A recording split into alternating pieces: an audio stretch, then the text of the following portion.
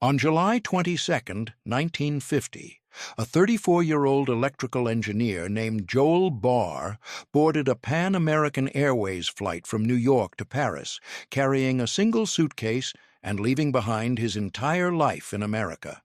5 days earlier, his childhood friend Julius Rosenberg had been arrested by the FBI on charges of espionage. Barr would never return to the United States as a free man.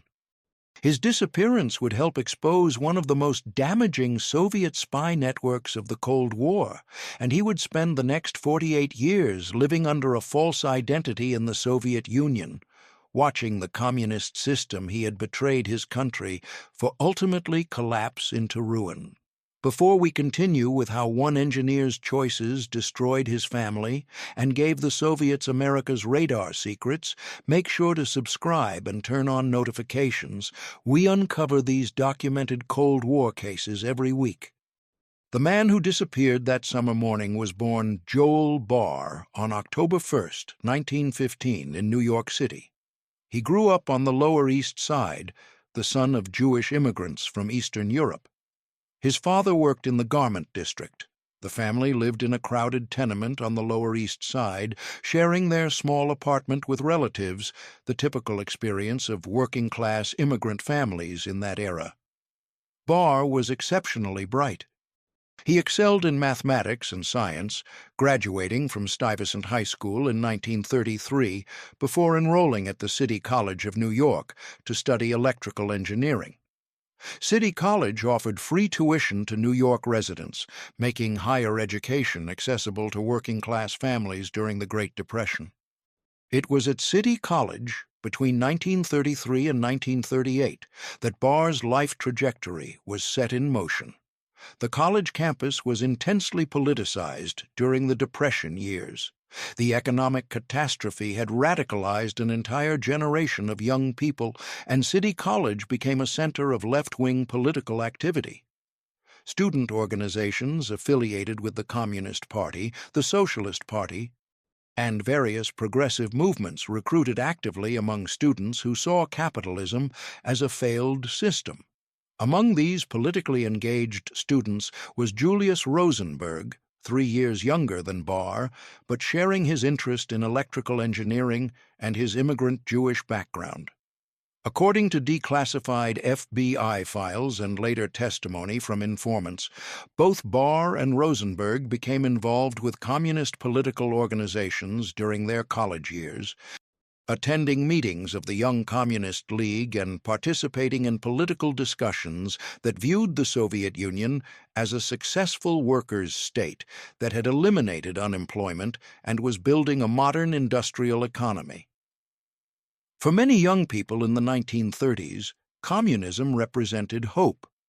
The Soviet Union, despite realities that were hidden from most Western observers, was portrayed in communist publications as having solved the problems that capitalism could not. This ideological framework would shape both men's futures in ways they could not have anticipated. Barr graduated with his engineering degree in 1938. Despite the lingering depression, his strong academic record allowed him to find employment. His first documented position was with Colonial Radio Corporation in Long Island City, where he worked on commercial radio receiver design.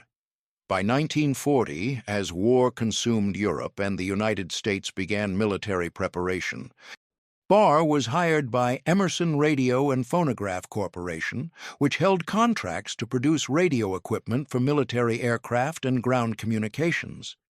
This work brought Barr into contact with classified military specifications for the first time. Julius Rosenberg followed a similar trajectory, joining the U.S. Army Signal Corps as a civilian engineer in 1940 to inspect and evaluate electronic equipment for military use.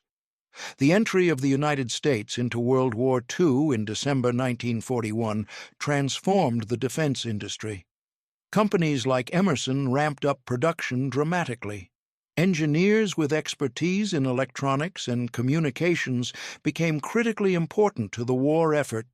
Both Barr and Rosenberg found themselves working on increasingly sensitive military projects. It was during the war years, most likely between 1942 and 1944, that Soviet intelligence recruited Julius Rosenberg.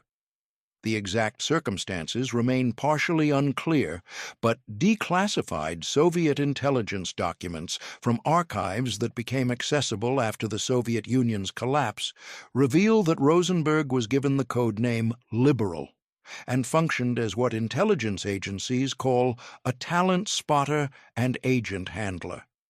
His role was to identify other individuals with access to sensitive information, assess whether they might cooperate with Soviet intelligence, and facilitate the transfer of information to Soviet handlers. According to these same declassified materials, Joel Barr was recruited into the network by Rosenberg. Soviet intelligence files assigned Barr the code name Scout. The exact date of his recruitment cannot be determined with certainty, but evidence suggests Barr was providing information to Soviet intelligence by at least 1944. The information Barr had access to concerned radar technology, one of the most significant military advantages possessed by the United States and its allies during World War II.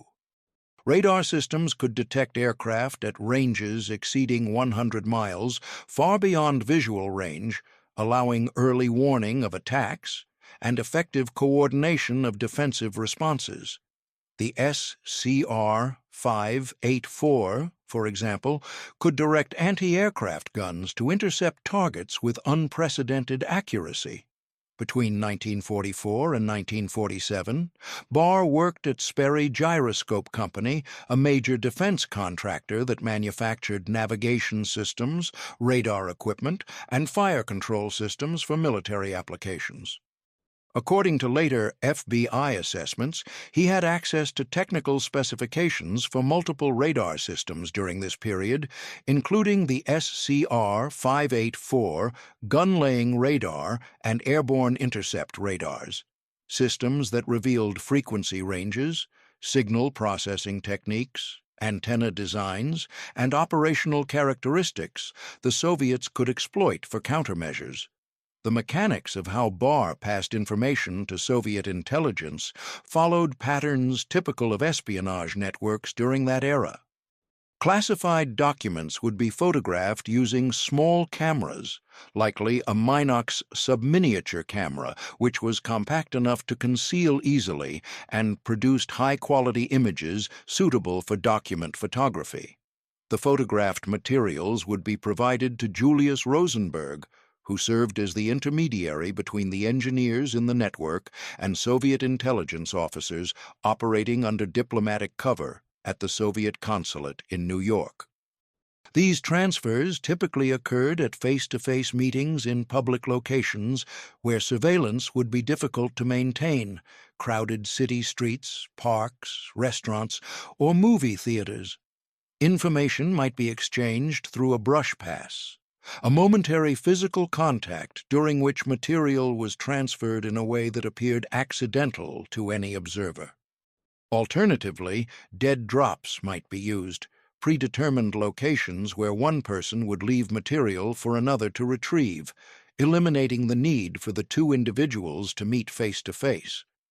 The value of this information to Soviet military planners was substantial. Knowledge of American radar capabilities allowed Soviet engineers to design countermeasures and jamming techniques.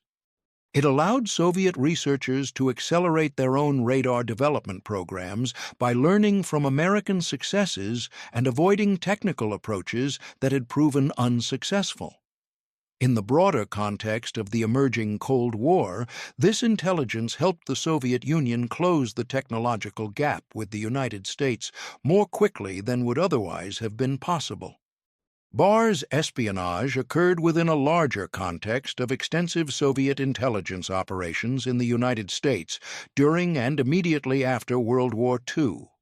The Soviet intelligence services, primarily the NKGB, predecessor to the KGB, and the GRU, Soviet military intelligence, ran numerous networks aimed at collecting information about American military capabilities, atomic weapons development, industrial processes, and strategic planning. The network that included Barr and Rosenberg was focused primarily on conventional military technology, though it had connections to the atomic espionage network through David Greenglass, who worked at Los Alamos and was Julius Rosenberg's brother-in-law. Other members of the conventional technology network included Alfred Serant, an electrical engineer who also provided radar and electronics information, and Morton Sobel, who worked on military electronics systems. The relationship between Barr and the Rosenbergs extended beyond espionage.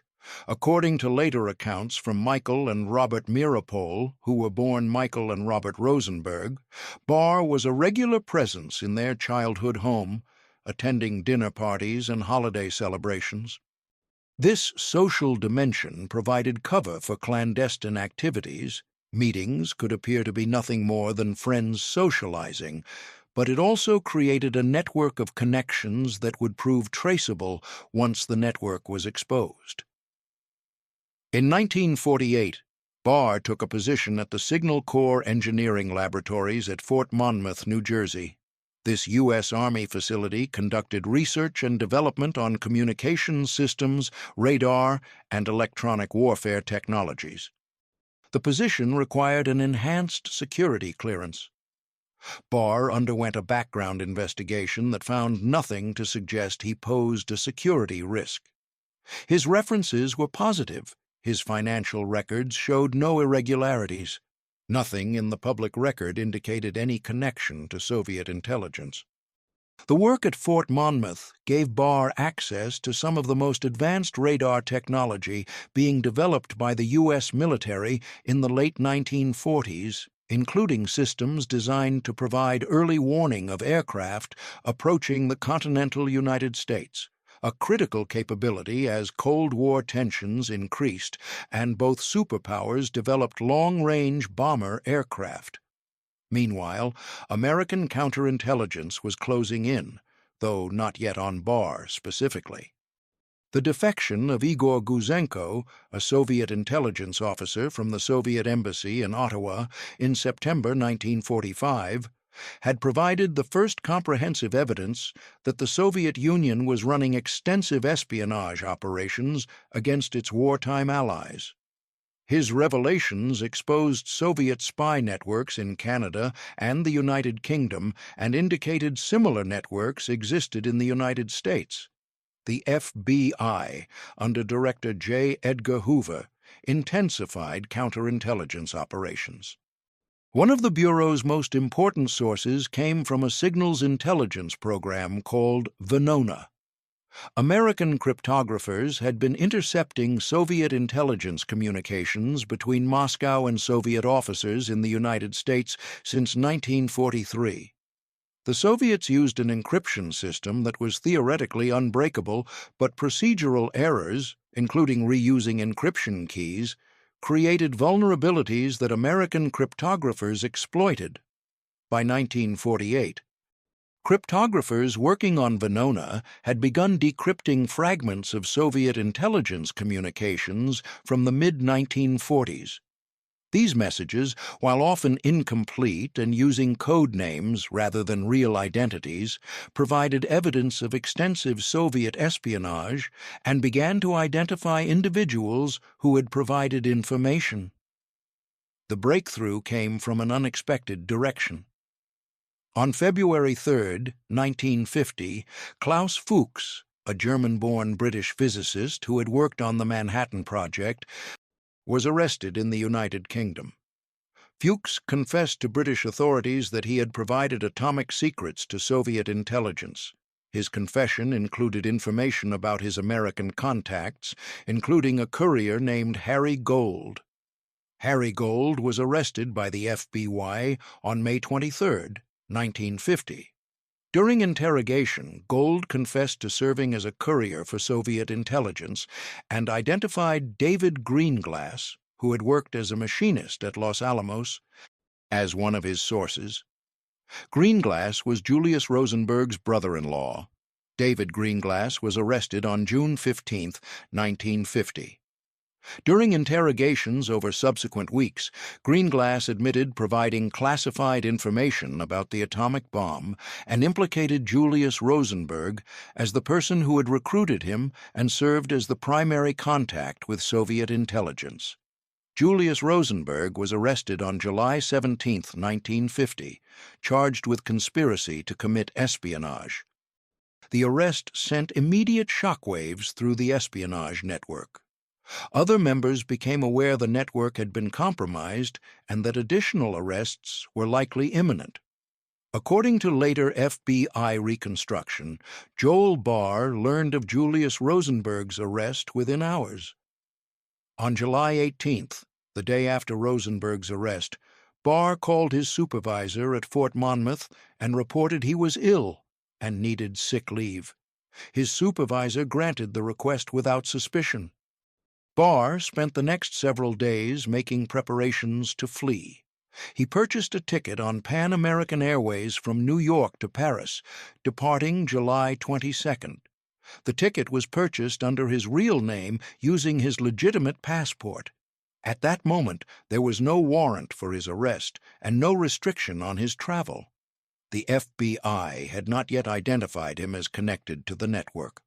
On the morning of July 22, 1950, Barr boarded the flight carrying a single suitcase. He left behind his apartment, his furniture, most of his possessions, and his family. He never saw his parents again. What Barr could not have known was that at the moment his flight departed, the FBI had not yet identified him as a suspect. Had he remained in New York and maintained his normal routine, the evidence against him might never have been sufficient for prosecution. But his decision to flee immediately after Rosenberg's arrest would itself serve as powerful evidence of guilt. For several days, Barr's absence was unremarkable. He had requested sick leave. Only when he failed to return to work on July 26th and telephone calls to his apartment went unanswered did his supervisor notify Fort Monmouth's security office. Security personnel visited Barr's Greenwich Village apartment on July 27th and found no one home. They contacted Barr's parents, who reported they had not heard from their son in several days. Following standard procedures for an employee with security clearance who had disappeared, Fort Monmouth notified the FBI on July 28th. The FBI investigation would have remained routine, but agents working the Rosenberg case discovered Barr's name in an address book seized from Rosenberg's apartment. This connection prompted investigators to examine Barr's background more closely. Records showed he and Rosenberg had attended City College together, had been involved in the same political organizations, and had maintained regular contact for years. On August 3, 1950, the FBI checked with the State Department and discovered that Barr's passport had been used to depart for Paris on July 22nd. Immigration records showed no subsequent return to the United States. The FBI contacted French authorities requesting assistance in locating Barr.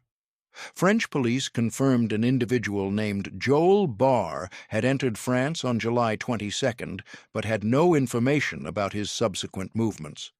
The trail went cold.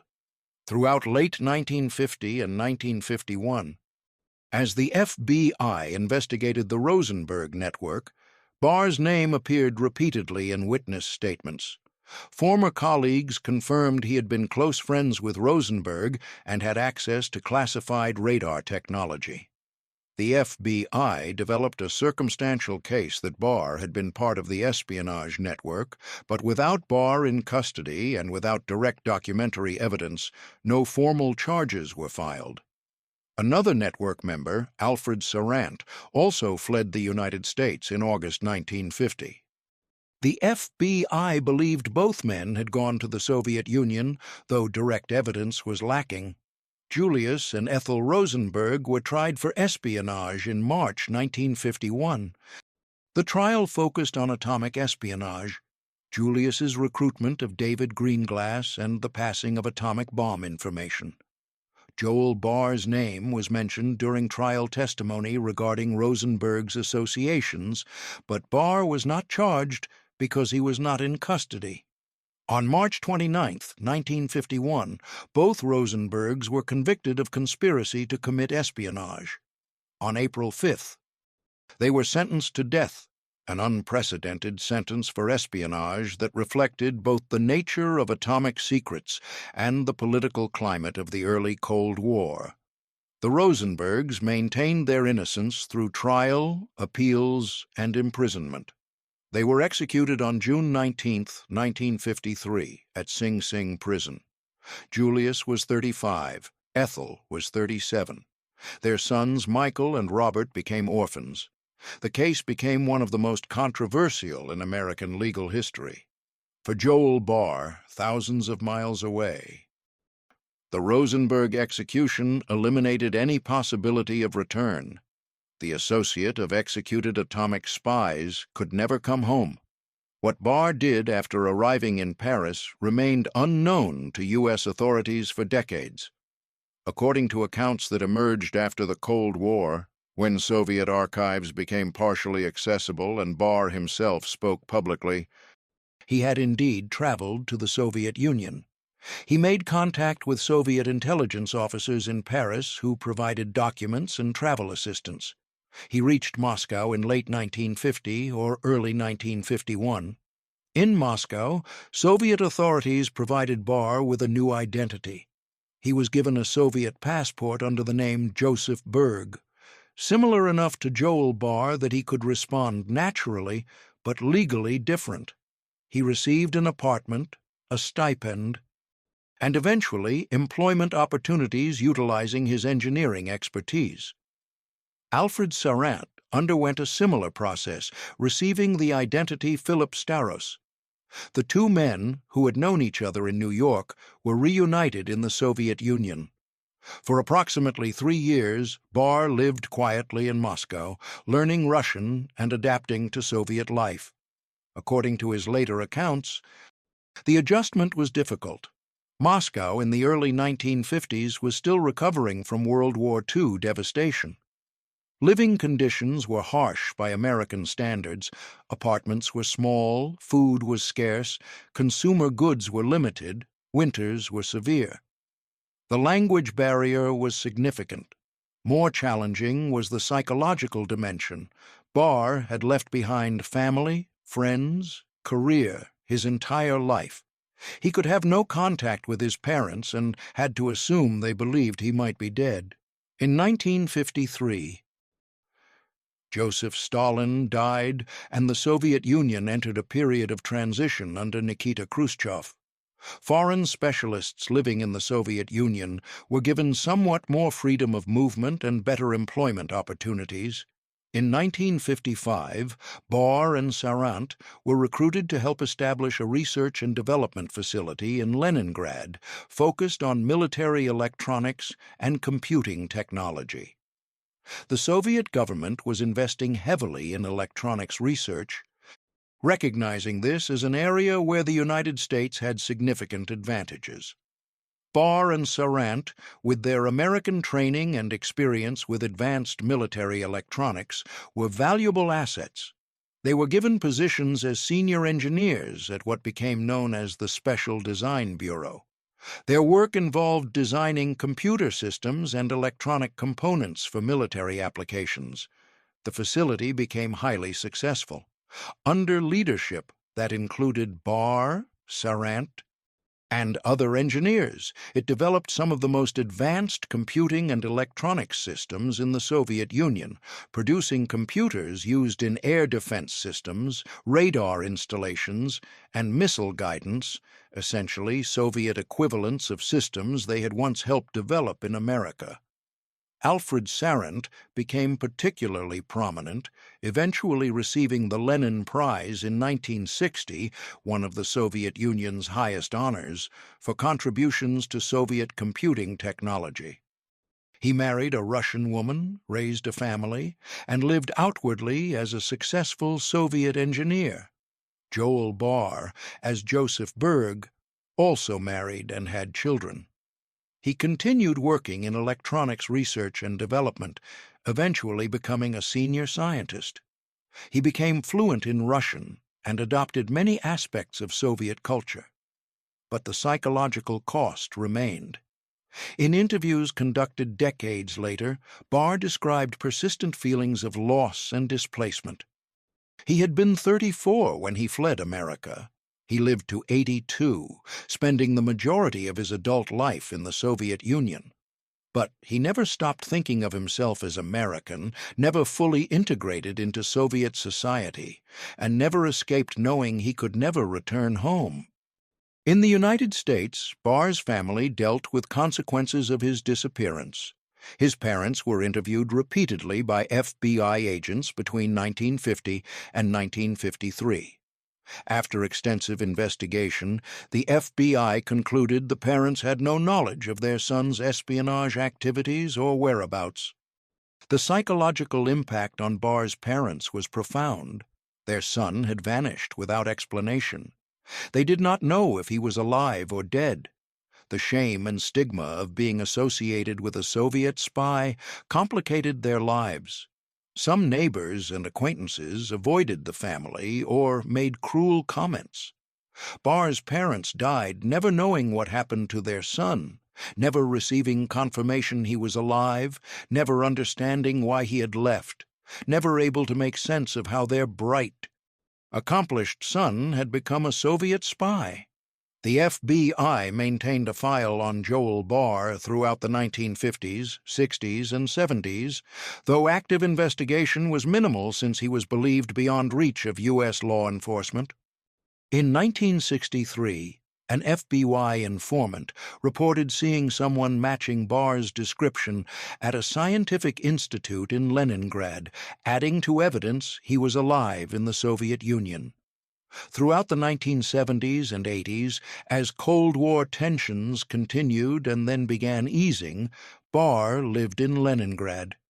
He retired from engineering work in the early 1980s, became a grandfather, and watched as the Soviet Union began collapsing economically and politically. The decisive moment came in 1991 when the Soviet Union formally dissolved. The communist system Barr had betrayed America to help, the system he had sacrificed his identity to support, ceased to exist. The ideological certainties that had motivated his actions in the 1940s were revealed as illusions. The Soviet system had not created a workers' paradise. It had created a rigid, inefficient, oppressive state that impoverished its people and ultimately collapsed. In the openness following Soviet collapse, Joel Barr made a surprising decision. He acknowledged his real identity and spoke publicly about his life. In 1992, now 77 years old, Barr was interviewed by American journalists investigating Americans who had fled to the Soviet Union during the Cold War. He confirmed his identity as Joel Barr, acknowledged his connection to the Rosenberg spy network, and discussed his nearly 5 decades under a false identity. When asked why he had done it, Barr's answers were complex and sometimes contradictory. He spoke about political beliefs in the 1930s and 40s when the Depression convinced him capitalism was failed and communism represented a more just alternative. He spoke about World War II context when the Soviet Union was an ally. He spoke about friendship with Julius Rosenberg. He spoke about intellectual satisfaction of feeling his expertise was valued. But he also acknowledged moral compromises, self-deceptions, and harm his actions caused. He spoke about pain of leaving family, knowing his parents suffered decades of isolation and displacement. He spoke about disillusionment from seeing Soviet system failures firsthand, the gap between communist ideals and Soviet realities. When asked whether he regretted his actions, Barr's answer was equivocal. He said he regretted harm to family and that the idealistic vision proved illusory. But he was reluctant to say he had been simply wrong or that his actions were unjustified. Even after 5 decades, he had not fully resolved whether what he did was right or wrong. In 1993, Barr was granted permission to visit the United States. The FBI, which had maintained a warrant since the 1950s, decided not to prosecute. Multiple factors influenced this decision. Barr was 78 and in declining health. Most evidence was circumstantial or legally problematic. Key witnesses were deceased, and Cold War context was no longer relevant. Barr's 1993 visit to New York was emotional and difficult. He visited the Lower East Side neighborhood where he grew up, now dramatically changed. He visited his parents' graves in Queens. He met relatives, nieces and nephews he had never known, who were curious and cautious around this elderly man who was both family and stranger. According to people present, Barr seemed disoriented by how much had changed and how much he had missed. The New York of 1950 was gone. The political and cultural landscape was unrecognizable. The Cold War that defined his adult life had ended not with communist victory, but with Soviet collapse and repudiation. Barr returned to Russia after his visit. He lived his remaining years in St. Petersburg, giving occasional interviews to historians and journalists, but largely withdrawing from public attention. Alfred Sarant had died in 1979 at age 63, still living as Philip Staros. He never returned to the United States or publicly acknowledged his American identity. He was buried in Russia as a Soviet citizen and honored engineer. Joel Barr died in August 1998 at age 82 in St. Petersburg. His death was reported in American newspapers with obituaries recounting his involvement in the Rosenberg network and decades in the Soviet Union. He had been born Joel Barr in New York, fled to the Soviet Union in 1950, lived as Joseph Berg for over 4 decades, and died in a country no longer Soviet and no longer communist. The question of what Barr actually accomplished through espionage is difficult to answer. The radar technology information he provided certainly contributed to Soviet military capabilities. Whether that information changed specific strategic outcomes or affected the Cold War's course in meaningful ways is impossible to determine. Intelligence information contributes to larger analytical pictures and influences decision-making in ways often indirect and difficult to trace. What is certain is the human cost. Barr destroyed his relationship with family, caused his parents profound suffering, lived in exile for 48 years, and spent his final years trying to reconcile a lifetime of contradictions. His story illustrates how ideological commitments taken to extremes can lead to choices that harm both self and others in pursuit of causes that later reveal themselves less noble than they appeared. The case also illustrates collateral damage of espionage operations. Barr's parents were victims who had done nothing wrong but suffered consequences from their son's choices. His siblings and their children had to navigate the complicated legacy of having a family member who was a Soviet spy. These secondary victims rarely appear in official histories, but represent significant human cost. The broader context is the history of communist ideology in America during the 1930s and 40s. Many young people of that generation, facing the Depression and World War II, were attracted to communist ideas and to the Soviet Union as a model. For some, this remained political discussion. For others, like Barr, it led to active cooperation with Soviet intelligence. Understanding why individuals like Barr made these choices requires grappling with historical context. Depression, devastation, fascism's rise in Europe, polarization between capitalism and communism, World War II experience with the Soviet Union as ally, and early Cold War uncertainty. It also requires understanding espionage psychology. How individuals rationalize betrayal by telling themselves they serve higher causes, the excitement and importance of being part of clandestine operations, the gradual process where small compromises lead to larger ones, and the difficulty of extracting oneself once committed. Joel Barr was 34 years old when he boarded that flight to Paris in July 1950. He was 82 when he died in St. Petersburg in August 1998. In between, he lived an entire adult life in exile, 48 years under a false identity, in a country not his own, serving a system that ultimately collapsed. The radar secrets he provided allowed the Soviets to advance their military technology by years, perhaps decades. But whatever strategic advantage the USSR gained was ultimately rendered irrelevant by the Soviet Union's own systemic failures and eventual dissolution. He never fully reconciled what he had done. In his final interview in 1997, asked directly whether he would make the same choice again, Barr was silent for nearly a minute before answering. "I believed I was helping to build a better world. I was wrong about that. But I also cannot say I was simply a traitor. The world is more complicated than that.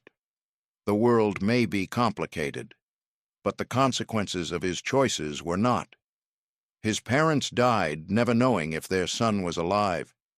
He spent 5 decades separated from his country, his culture, his family, and his identity, and the cause he sacrificed everything for, the communist future he believed was inevitable, collapsed into ruin. Whatever Joel Barr believed he was fighting for, what he achieved was the destruction of his own life and the suffering of innocent family members. The radar specifications he passed to Soviet intelligence are now declassified, obsolete, irrelevant. What remains is a human story of ideological certainty leading to lifelong regret, of choices made in youth that defined an entire existence, and of the gap between what we tell ourselves we are doing and what we actually accomplish.